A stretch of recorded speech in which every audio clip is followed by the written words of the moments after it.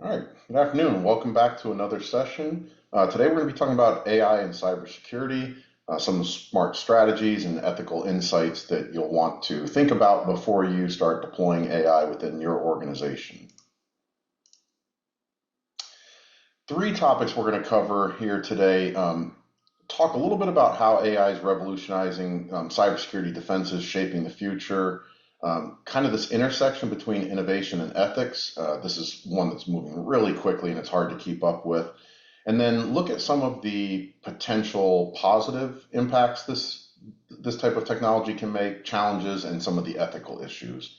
And this is really a topic that it's getting so much traction so quickly that a week from now things could be different. A month from now things will most likely be different. A year from now it could look like a completely different platform, use cases, etc. So take this as almost like a snapshot in time of what a lot of folks will see today, and then this will change. So let's talk about how AI is shaping the industry. So there's a couple ways, and I think some definitions here are extremely important and useful. The first is as the volume and complexity of cyber attacks increase, there's always a need for faster, better ways to defend. And on the defensive side of the house, we're always behind the attacker because they can use everything at their disposal. We have to see what they use, how to fix it, etc. So AI is being used and leveraged in a lot of different ways, but the primary way most places and most companies and organizations and vendors are using it today is really just to reduce the amount of manual work and steps and try to automate from like a playbook perspective different tasks that can be done to make things more efficient. Now, AI works a couple different ways. The industry uses two fairly common terms here, narrow AI or general AI. Sometimes you won't hear narrow thrown out there. It's just everything that's not general AI. But on the narrow AI side, it's really where the systems were set up to perform specific tasks. I almost don't call this AI because it's simply like automation, for lack of better terms. The AI does come in when we're talking about facial recognition, chess playing, that kind of thing, because it is making decisions based on data that's presented in front of it.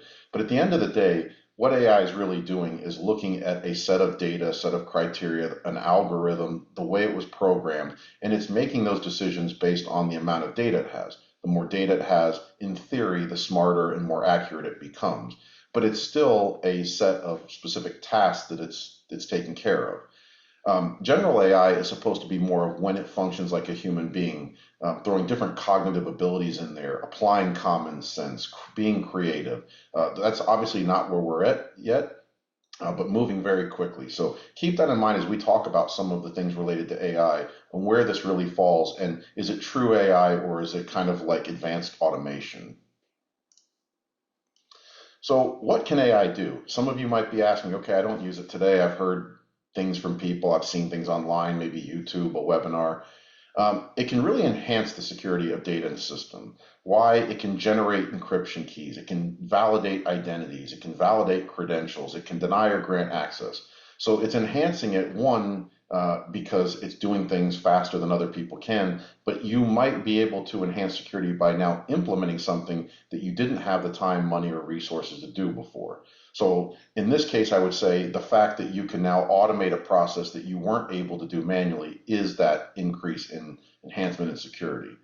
You can improve resiliency and recover data and systems, being able to back up, restore, come back and from a disaster and do disaster recovery, monitor health and performance and let you know in advance when something's happening and trends that are occurring.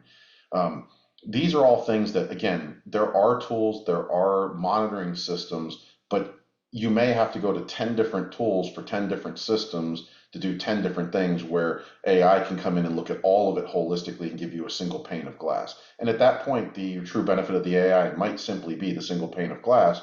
But I think anybody who's in the IT and security field knows single pane of glass is a concept that people would love to have. Vendors throw it around all the time, but it's rarely the case. You can improve accuracy and efficiency. You're going to reduce human errors, biases, limitations. Now, again, a lot of this is based on data that exists today. So if it's biased and it has errors, the AI could have errors itself, as well as anytime you program something, it's probably impossible to remove 100% of bias, but again, still much better, faster than most humans can do. It should reduce cost and complexity because of automation and the efficiencies you see with that and the optimization of processes. If for no other reason, the fact or effort that you go through to automate and use AI will force you to look at every step of your process and determine where things are wasteful and pointless. Because the fewer steps you have to automate, the quicker you can get to that automated state. So you might be able to remove a lot of waste, and there's a lot of that we're seeing in the field already, very similar to the way playbooks work for a SOAR platform. You can increase adaptability and scalability. You can learn. The more data this AI system sees for whatever it's doing, the better it can get by learning. Learning is always a tough word to use here because, again, if it's not general AI, is it truly learning, or is it just looking at a larger data set and then making a decision based on that larger data set? But it could introduce new risks and vulnerabilities to systems. It's open to manipulation, hacking, sabotage, errors in your code, errors in the way you deploy it. So while it's there and meant to improve, no different than moving to the cloud was supposed to improve security, cost, efficiency for clients as they were looking to move off of an on-prem infrastructure. If it's not deployed properly, if it's not secured properly, it could actually introduce more issues. So by its design and out of the box, it's meant to help. How it's deployed, how it's implemented, how it's configured could potentially pose the opposite risk. When we talk about the intersection, though, of innovation and ethics, I think there's some key points here that are pretty cut and dry, but need to be in the forefront. We know AI can enhance your capabilities, right? We've already talked about automating tasks. It's very common that it can look through, sift through data and detect threats. It can detect, it can, take massive numbers of triggers and alerts and do something with that data. It can all be automated through a playbook, but it still needs that human oversight and intervention. No system is infallible, humans included, but a human can apply an additional type of correction mechanism, the application of common sense, the real world where it's not black and white. You don't want something doing 100% of the work on its own.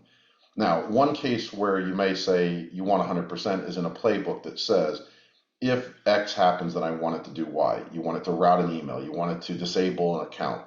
In those types of things, you can rely on the system for the most part with a few checks here and there because you're telling it something very simple. Request was made to add account, add it, or users leaving the organization, request was made to disable or delete account, do it. And it's going to be more accurate than the human because it's not going to pick up a phone and forget it was supposed to do something. But that's not the case with all topics. There's an explainability and transparency component here. You want AI systems to provide kind of clear and understandable reasons for the actions and outcomes. You need the users and these human stakeholders to validate what AI is doing. We understand that AI is going to make decisions based on what it sees, but are the decisions right based on that data and what it's seeing? Are the outcomes what is expected based on that data, and how can we improve? One good example I can think of outside of cybersecurity was when AI was first starting to take a lot of traction in the media. There were universities giving AI math tests and science tests. And as an example, at the very beginning, the AI was scoring, I think, in the 80 something percentile of being correct. People thought, well, this is fantastic. Out of the box, it's scoring so high. But over time, it dropped, and it dropped quickly. And the reason for it was AI relies on data. The more data it gets a hold of, the more it refines its decision-making ability. If that data is incorrect, which in this case it was, the accuracy would go down. Having that transparency to be able to see where it was getting its information and why it was making mistakes was important, because at the end of the day, it wasn't truly making a mistake. The data that was being input was inaccurate. So humans are there for that type of kind of double checking or checks and balances, if you will. And then you always need security and resilience. We have to protect AI in the same way that we would protect people and physical access and accounts. But we have to almost go a step further because AI has the ability to do so much more than we do at a speed faster than we do. So a mistake in protecting AI could lead to far more catastrophic issues than a human, simply because an AI doesn't sleep and can work at exponentially faster rates than a human. So having a human, say an insider threat, doing something in your organization for one day versus AI is going to be a vastly different outcome. The human may be more creative, may be able to hide better, but is simply not going to be able to achieve the number of actions taken in the same amount of time. There are ethical and social responsibilities here. This one's a tough one because everybody has a definition of their rights, their values, what is dignifying, what's accepted culturally and socially. So this one, I'm not sure how they're going to get over, to be quite honest. They're going to try to obviously develop things in a way that is responsible and ethical. But when we talk about principles such as fairness is a very difficult one to truly iron out and say something's being fair. I don't know that we could get 10 humans in a room together and have them agree on the word fair to then pre-program an AI to do it. Very different. There's a lot of talk right now, especially as it relates to cybersecurity and AI, about what if the general AI component really does start to learn and think like a human and then decides what is fair to them, and them being the AI. Is acceptable because what it sees in the world, what it sees through data, it skews the vision and says, if I want to be as accurate as possible, I need to move towards what this data is telling me, and the data is not being fair. So a lot of issues here. This one is, I think, the most challenging thing for them to overcome, and to be quite honest, because of the financial gains, the political gains, the military gains from AI, this one I believe will always be the kind of back burner. We'll get to it the best we can when we can. So AI, can be used to provide some oversight, some governance, ensuring compliance with laws. But again, I'm yet to see where this one has played out, especially when we talk about compliance and laws, because a lot of the compliance frameworks that we deal with are not explicit. They don't say you must do X, Y, Z. Give you an example. You could work for the federal government and they may tell you your password complexity and length and duration that you can use for a password is X, Y, and Z. Great, we can program that. But when you look at a lot of the controls and a lot of the compliance frameworks, there is a general statement there. You have to determine the intent of that control or that statement, and then you have to deploy a measure in a way that another human, being the auditor, would see it and hope that they see it the same way you do. I think that's going to be an extremely difficult challenge for AI. Unless you can pre-program it and tell it this is what's expected, and then you can give that set of criteria to the organization that's going to be audited so that they can deploy their measures in the same manner. So not going to read each bullet to you here, but again, the point being, this is just going to be one of those very subjective areas of AI. And again, because this has implications in cost, delays, things like that, I think it's going to be one of the things that is last. There is the part in there about minimizing harm and discrimination or exploitation. But if you look at social media today and the number of years social media has been around and all the rules and regulations and efforts that they've put in place to try to safeguard children or minorities or whatever the case may be, you see that they've yet to figure that out. And maybe I'm a little skeptical to think that they're going to figure it out faster with AI than they have with social media. What are some of the kind of potential advantages, challenges, ethics? Well, we've talked about how AI can do things so much faster. So it's going to detect and prevent things in real time faster than any human. So if the tools, which also work faster than humans, are analyzing traffic and data as it's flowing in and out of your network, and it's alerting, and AI can then take action, you're going to see leaps and bounds benefits in how quickly something gets done. We've talked about automating processes at length. That's a given. Anything that we can automate, any type of playbook or workload, that's going to free up your humans to go do other tasks that really require a human's touch.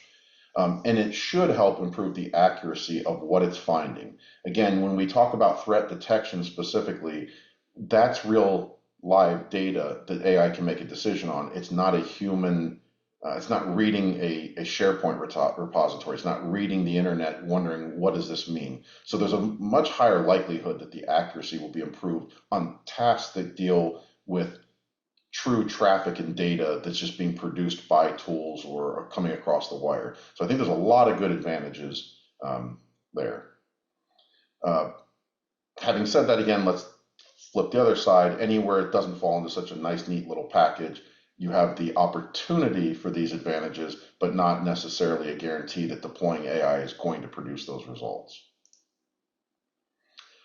On the flip side, when we talk about the challenges, we talked a lot about kind of the ethics and moral component and not doing harm and all that. But AI systems will be vulnerable to attacks. They're going to be a target of hackers because, again, if they can overtake the AI versus a user account, they can just exponentially do damage, exfiltrate data, make money, mine, whatever the case may be, faster because of the advantages AI brings to the table. Going to raise a lot of privacy concerns. I would expect that both countries and states around the world are going to be coming up with all sorts of privacy regulations. We're seeing it already in some of like the EU as it relates to GDPR, seeing specific countries blocking the use of certain AI in their countries because they just can't get a handle on how to not unleash it and have everything go haywire. And then the effectiveness and the of AI in general and how it relates to the quality of the data. We talked a lot about the quality of the data being, kind of the main feature here on helping determine how effective AI is. But the other thing too is what does it cost from a time, money, resource perspective, and what do you get out of it? There's a lot of little things that you can do today with AI that the time it takes to deploy it and the cost of provisioning it might exceed the benefit that you get. I believe as time goes on, with every day, every week that passes, those examples will decrease and the true effectiveness and benefit of it will increase. But it's also going to take some sharp minds out there to figure out ways to use these tools and how to integrate them so that they're not just another tool in your tool bag. We have a certain number of vendors and tools we use already. We don't want to keep adding to it. We want to integrate and reduce. So I think we're going to see quick movement in that. We're going to see a lot of companies jump on the bandwagon. It's definitely a marketing buzzword kind of deal right now. So if you're looking at a vendor, don't be surprised if the majority of them say we're using AI because, from a sales marketing perspective, do you want to work with a vendor that does use AI or leverages AI or one that doesn't? But then it might be worthwhile really sitting down and saying, well, what does AI actually do? And if it's simply just automating from a playbook perspective, might be a great thing, but it may not meet your needs as it relates to AI. So hopefully this gives you some things to think about. Like I said at the beginning, a lot is going to change quickly in this field. So this could be very outdated, within a matter of months. But I hope it was helpful and look forward to seeing you guys next time. So thank you again for your time. Have a great afternoon.